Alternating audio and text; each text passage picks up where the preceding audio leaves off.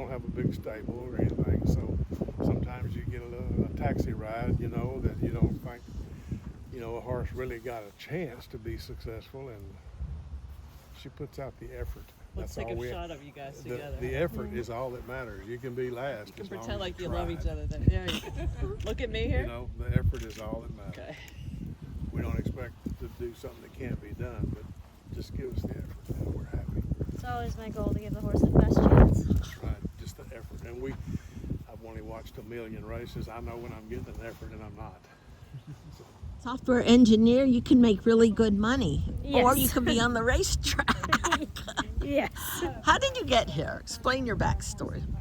So I was working as a software engineer, and when COVID hit, so I was working in downtown Minneapolis, everything was shut down completely. And the only thing I could go do was go see my horse. So I was thinking about how I could be around horses more. I had a friend who had an off-the-track thoroughbred that I got the chance to work with, and I just kind of fell in love with him. He was so smart, so willing to please, he was a good mover, he was really cool. So I sent an email to info@canterbury.com and asked if any of the trainers needed help out there, just to get out of the house, be around horses more. And one of them called me, and I started going out on the weekends to clean stalls, walk hots, and learn how they groom on the track. So I asked him what I had to do to learn how to ride, because at the time I wanted to be a breeze rider. I grew up watching Seabiscuit, right? So I wanted to be a breeze rider, and he told me, move to Arkansas. So I had broken up with my boyfriend at the time and packed everything up and moved down to Arkansas and started working on the farm there, getting on my first few, learning how to be a full-time groom. And the first time I got on a horse and the first time I breezed one, that's when I knew I had to ride races. Was there a temptation to go back to software engineering, or? Not really. So when I was down in Arkansas that first winter, I would work on the farm in the morning until about noon, and then from 1 to 9 p.m. I would continue working my software job. Yeah, the company was really great. They worked with me a lot on that. But as the winter progressed, so I went down in January, around April when we were getting ready to come back up to Minnesota for the Canterbury meet, I was really, really happy working on the farm with the horses. And then I would get online and say, the paycheck was great, the people were wonderful, the job just wasn't fulfilling the way the horses were. So I went all in and left the software job to work full-time at the Canterbury meet. Never really considered going back. Does your family think you're crazy? They did a little bit. They did a little bit, but I always knew if things didn't work out on the racetrack, my family would help me out, and I'd have kind of a support cushion, and if it didn't work out, I could always go back home. So when did you finally start riding races? I started last August. Okay. So August 17th of 2024. Okay. Up at Canterbury? No, I actually started at Ellis Park, Oh, okay. which is kind of cool. That was the first track I galloped full time at. So did you go from Hot Springs to Kentucky then this year, or did you? I went from the farm in Hot Springs. I did a meet at Canterbury, and then I came to Kentucky to work for Marissa Short with Steve Asmussen. She's the one who really taught me how to gallop. We spent about 2 weeks at a training center in Kentucky, and then we actually ended up back in Hot Springs the following winter at 10 Mile Creek, the training center that Oaklawn owns there. Who suggested, why don't you come to Ellis Park? Marissa. So we were at 10 Mile Creek for the winter, and she goes from the farm down there to Ellis Park, so she was trying to get me to come with her. My original plan was to go back to Canterbury, go home, but she was able to teach me so many things, and I learned just about everything I know from her, so I was happy to stay with her and continue learning, and I would not be where I am today without her. So I'm really glad I went. You came to what some people would consider top to bottom the toughest, at least in, spring and fall, the toughest riding colony in America. Yes. It's got to be hard to get a foothold. It is tough. It's tough, but I kept telling myself it might be a slow start, but it's still a start. And the chance to get to ride with these guys out there, I learn something every single race, and they're so cool. We'll be walking back up to the paddock, or they'll find me after, and they'll give me bits of advice. So I feel like it's tough, but the chance to ride with them and watch them and get advice from them, it makes it worth it. Where'd you grow up? Did you grow up in Minnesota? I grew up in St. Paul, yeah.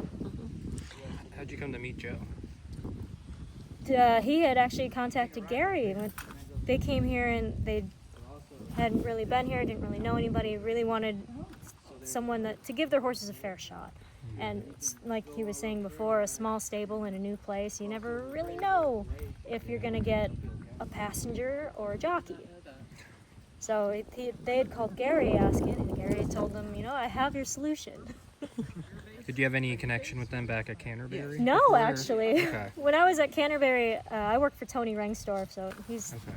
got to give him a huge shout out because he really got me started on the track, taught me everything on the ground. And but I was grooming 10 plus the ponies, so I stayed in the barn an awful lot.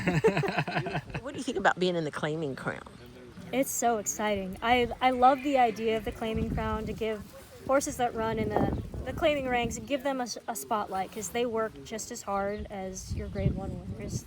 They train, they exercise, like they deserve a chance to be in the spotlight, and I'm so excited to be a part of it. Like, it's also really cool that it's at Churchill. Just the history of it there, and Churchill's able to give it a really cool spotlight, and it's also kind of nice that it's fairly local to where I am. So I just feel very, very lucky, very fortunate to get to be a part of it. Did you have any riding experience beforehand, like when you were younger, or when Kind you of. started? When I was about 6, my parents brought me out to a friend of theirs' farm that was kind of by our family cabin, and I rode this little Shetland pony named May that I fell in love with. So I always loved the horses, but I grew up in the city and we didn't really have access to horses. So from about 6 to 12, I had, I think, 5 or 6 riding lessons a summer. Okay. And then I broke my arm in gymnastics when I was 12, and I didn't really ride again until I bought a horse after I graduated from college. Okay. So I never did shows or anything. We just kind of went on trail rides and played around in the arena. Yeah. Do you ever miss the money from being an engineer? Sort of. So, like, the paychecks were a lot bigger and very consistent, which was nice, but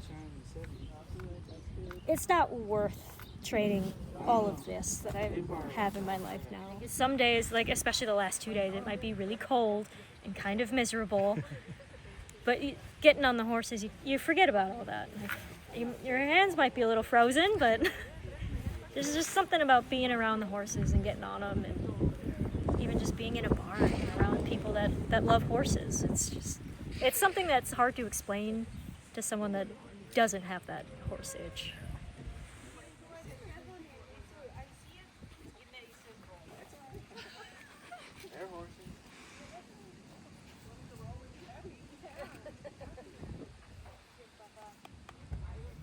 He's really nice. He's a really nice horse.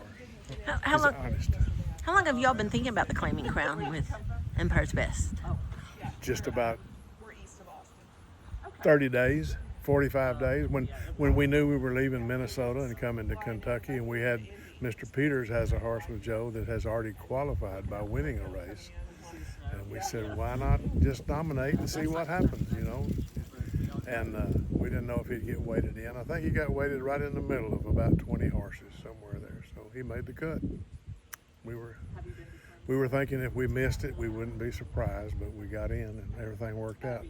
And I tell you what, dealing with the people at Churchill are so nice and so helpful, and they stay in touch and they contact you, call you back, and it was a very pleasant experience. Think about your son at this stage of his life deciding, let me just completely try a new circuit and getting down to the horses he thought fit. He did construction work for most of his life, and we have had horses since 1980. We started out with quarter horses, and we just decided at one point that unless we could do it ourselves, we weren't going to do it because of lots of reasons. But he's been very successful. He's smart, and he's a hard worker. He knows what work is. He came from the construction industry. Yeah, you're in. That's what you're in, right? Right. I Yeah. still fool with it. Think about, being here in the claiming crown with these 2 horses, one of which you own, and at Churchill Downs. Well, I'm blown away. I mean, it's hard to believe. We started with stuff that nobody else would have, of course, and we worked our way from 7 or 8 years. And we were in business for all those years, and we know that you build a business. It's one brick at a time. you just keep building and try to get better. And, you know, we worked our way up to here. Pretty proud of Joe.